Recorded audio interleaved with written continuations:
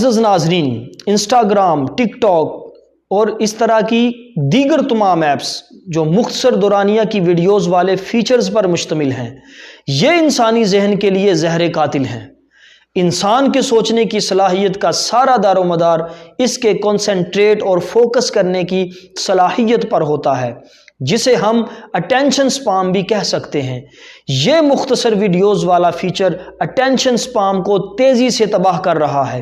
ہر 5 second, 10 second یا 1 minute کے بعد نئی آنے والی ویڈیو کا کنٹینٹ پچھلی ویڈیو سے یکسر مختلف ہوتا ہے، اور 1 گھنٹے تک شارٹ ویڈیوز دیکھنے والا انسان، اس کا دماغ کم از کم 100 سے زیادہ موضوعات پر جمپ کرتا ہے، اور اس شدید باغ دوڑ والے 1 گھنٹے بعد جب موبائل اسکرین سے نظر ہٹائیں تو دماغ تقریباً سن ہو چکا ہوتا ہے۔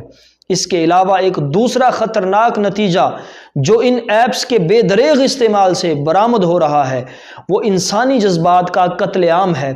یعنی 10 سیکنڈ کی انتہائی سنجیدہ ویڈیو کے فوری بعد اگلی 10 سیکنڈ کی ویڈیو کسی سٹیج ڈرامے کے کلپ پر مبنی ہوتی ہے، اور انسان محض 10 سیکنڈ کے اندر انتہائی سنجیدہ موڈ سے نکل کر ہنسی مذاق کے موڈ میں داخل ہو جاتا ہے، اور یہ عمل ایک نشست میں درجنوں مرتبہ دہرایا جاتا ہے۔ اس سے زیادہ دیر تک ایک ہی احساس کو برقرار رکھنے کی صلاحیت شدید متاثر ہوتی ہے۔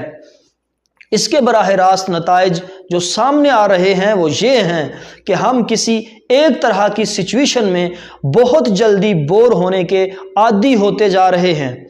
یہ بات قابل غور ہے کہ انسان ترقی کی جس معراج پر آج موجود ہے، اس مقام تک پہنچنے میں سب سے بڑا کردار انسان کی گھنٹوں ایک ہی موضوع پر مرتکز رہنے کی دماغی صلاحیت ہے۔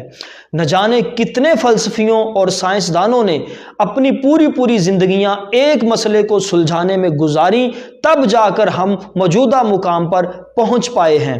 لیکن اس وقت انسانی دماغ کی ارتکاز کی صلاحیت کے ساتھ جو کھلواڑ مذکورہ ایپس کے ذریعے کیا جا رہا ہے، یہ مستقبل میں انسانوں کو مینٹلی زومبیز میں بدل دے گا۔